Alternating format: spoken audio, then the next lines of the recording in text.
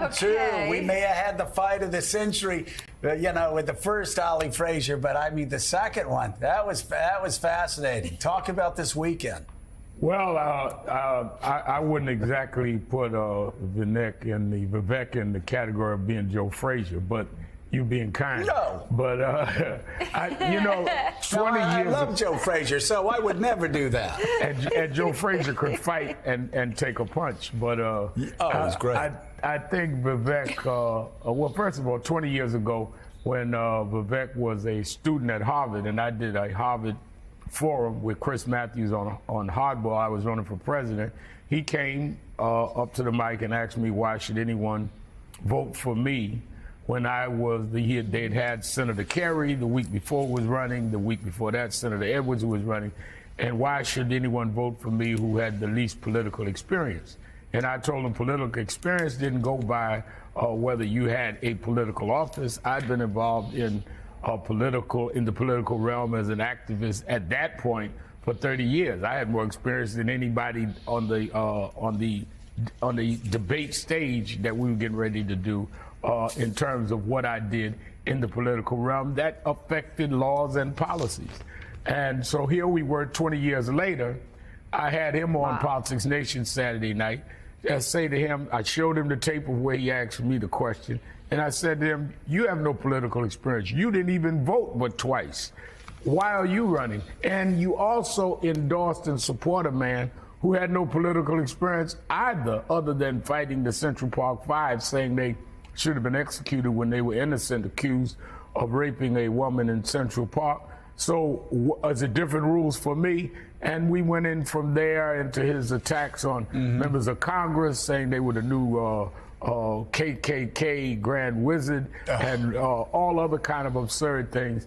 And I think he's basically a guy that knows how to sell and talk, but he does not have any substance.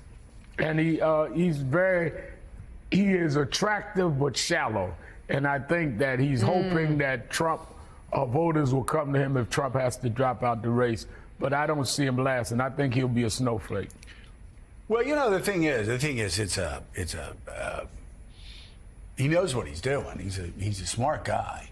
It's just so cynical. Yeah. I mean, you look at what he said a year ago and what he's saying now. You look at all of his attacks on Donald Trump in 2021 and what he's saying now.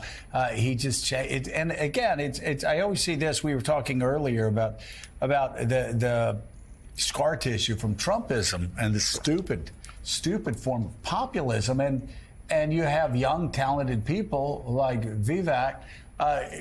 Just racing to the bottom, lowest common denominator, lying about things, chasing conspiracy theories when he could actually do some pretty incredible things on policy. I know, if he would use his mind and it's sad. right. So here is Reverend Dahl and Vivek Ramaswamy in 2003, and then this past weekend, 20 years later.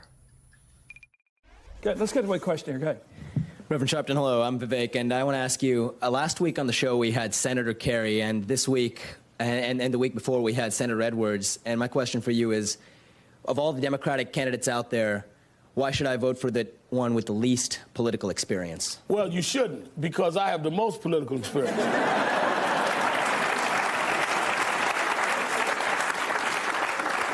I got involved in the political movement when I was 12 years old.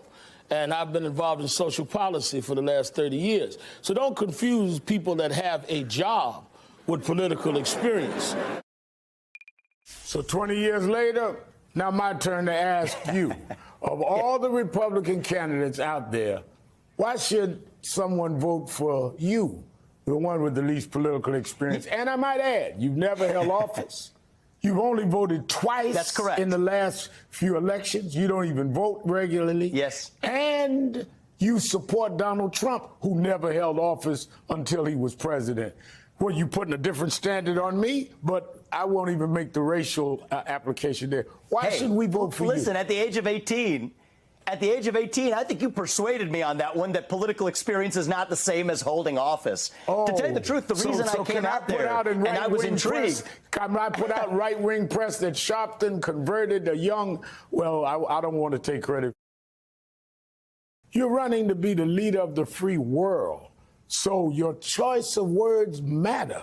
Have you taken any time to reflect upon the possibility that comparing your political rivals to murderous terrorists might put their lives in danger at a time when hate crimes are on the rise? Or do you just don't care? You know what's toxic about that old worldview of organizations like the KKK, which have been a god-awful stain on our national history, is that they say that your skin color determines what you're allowed to say, what you're allowed to think. I'm using an analogy to make a point, and the point I'm making is we should stop seeing each other on the basis of our skin color. It was god-awful when the KKK did it, but you know what? We have to learn a lesson in the present that we're creating more racial division in this country. So, Rev, even just watching him in the debate a couple of weeks ago, he talked about cutting off aid to Ukraine, a preemptive pardon for President Trump, former President Trump, talked about climate change being a hoax. Since then, he's had some curious comments about maybe ending aid to Israel down the road. And also, we played last week that bizarre theory about, taking the heat off of Putin and Russia to help China so that Russia, or to hit China so that Russia can be a counterweight. In other words, it's not just his style that is a little slick, but if you really stop and listen to what he's saying, a lot of it, even to conservatives, to Republican primary voters, sounds a little nuts. It does. It really does. And when you question it, he stands by it. He does not try to back away. We talked about Ukraine. He says, I'm an anti-war candidate. You were the only anti-war candidate at the beginning in 2004. I said, how do you compare me saying there was no weapons of mass destruction in Iraq with you talking about Ukraine, which is a total different situation? And where he called a member of Congress, Congresswoman Presley, a grand wizard of the modern KKK at a time that we just saw 3 people killed in Florida in a hate crime. Why would you exacerbate this kind of behavior? In fact, I'm preaching the funeral. I'm doing a eulogy in Jacksonville on Friday of one of them, a young lady shot 11 times by this guy. 2 in the face, can't even open the casket. And Bishop McKissick and Reverend Green and I are doing the funeral on Friday. This is not a time to be using language that could exacerbate hate crimes and racial tensions and act like, well, I'm just making a point. You're making a point about a terrorist group called the Ku Klux Klan against a member of Congress that may have a difference of opinion than you.